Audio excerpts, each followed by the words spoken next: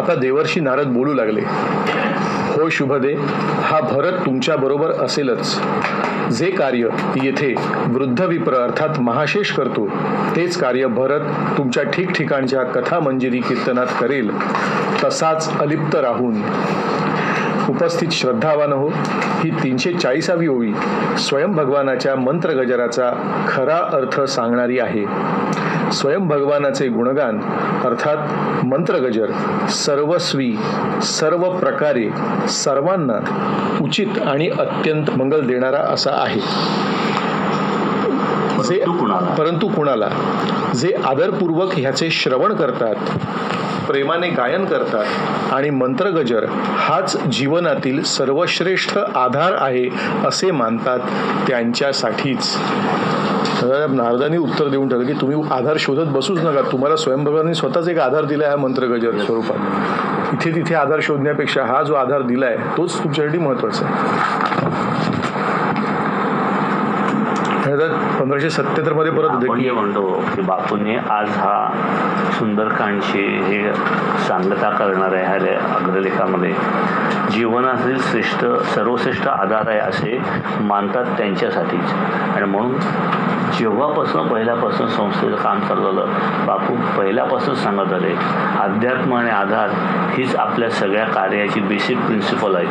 भक्ती हाच आपल्या सगळ्या कार्याचा गाभा आहे आणि अध्यात्म हेच सर्वोच्च आधार आहे. आणि आमचं अध्यात्म काय, बापूचा शब्द हा मंत्र गजर सर्वश्रेष्ठ आहे ह्याच्यावर विश्वास ठेवून पुढे हे करणं, हा मंत्र गजर स्वीकारणं.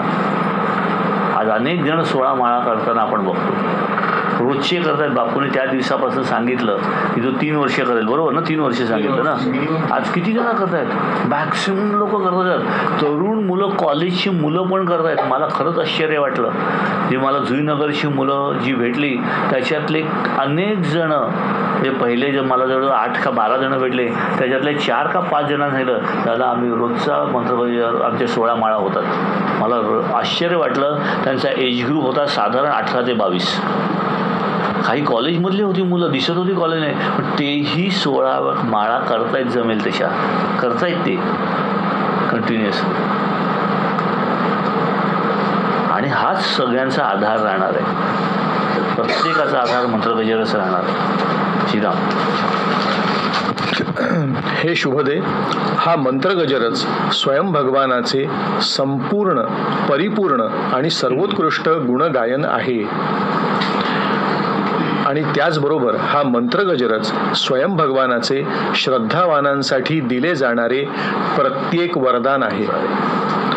बघ, समुद्र कितीही खवळलेला असो, भीती कुणाला, त्या समुद्रात ज्याचे जहाज आहे त्याला.